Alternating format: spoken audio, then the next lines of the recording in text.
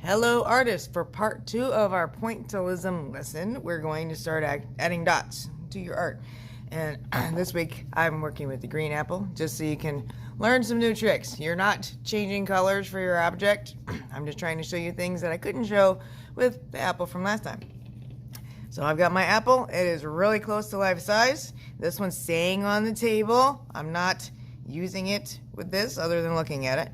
Every table is going to have a tray full of paint, and these should be most of the colors you're going to need. Now our focus today, for one, you're going to use your base color first on your fruit. So if you have a banana, you're going to put yellow all over it. If you have a red apple, you're going to put red all over it. I have a green apple, but is this color green? What's in the tray? Oh, it's not. So some of you may have to do a little bit of mixing before you get started. That's why I chose the green apple this week. So we will all have Q-tips. We're trying to do all of our painting with Q-tips. So I'm going to do a little color mixing with my Q-tips as well. Please remember they are double-sided, so I'm not going to put the dirty end in there. So I'm trying to mix and get a color that's closer to what my apple actually is. So I'm putting my base color on first.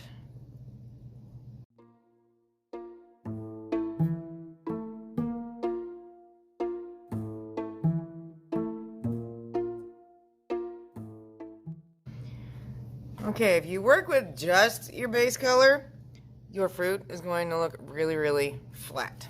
So what we need to do next is we're going to use something called analogous colors, or colors that are beside each other on the color wheel, and that will help give us highlight and shadow colors for your object. It'll make life a lot easier because shadows are not all black, so we're not going to have that on our fruit.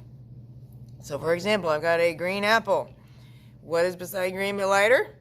Yellow. So if I need some subtle highlights, and this is where you look at the fruit and see where are the highlights, I can go in and add some of those highlights.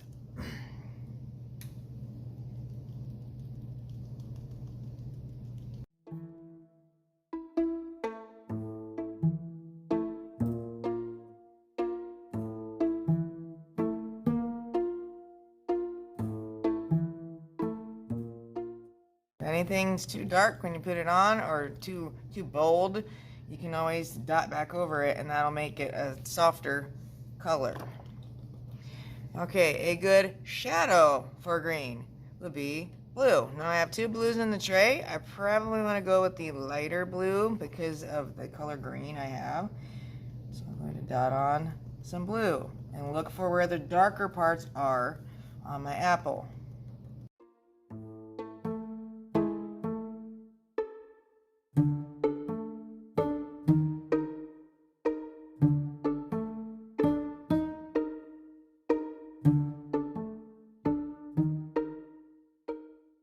And if your apple has a section that looks really, really light because the light is hitting it and you have a hot spot, is what it's called on there, that part, the color can be a little more bold. If it actually is white, make it white. On this one, it looks a little yellowish. And the beautiful thing is, if you make a mistake, if you put paint somewhere you don't want it, we can always try dotting it out now, or we can paint over it again when this has a chance to dry a little bit. Okay, stem. I do have a stem. This one, it's a super dark brownish. I may need to do a little bit of mixing again. Brown and a teeny tiny bit of black. Black is really strong color. I'm trying to be really careful dotting on this stem. I can still do the highlight and shadow trick. So I have a light and a dark on my stem. And this apple, if we look at it, there is a shadow on the table. There's almost two. We have a lighter shadow out here, and then there's a darker shadow that is right beside the object. I'm going to use a purple for the lighter shadow. Try to pay attention to the shape that you actually see on the table. I see a round shape, so I'm dotting on a round shadow. And I have a darker shadow that's really close to the apple. So I'm going to dot on some of this blue color right beside my apple.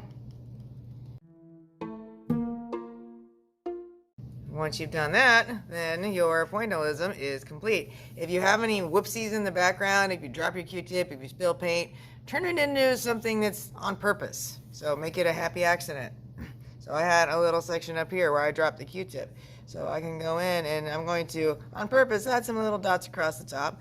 And now my accident, it looks intentional.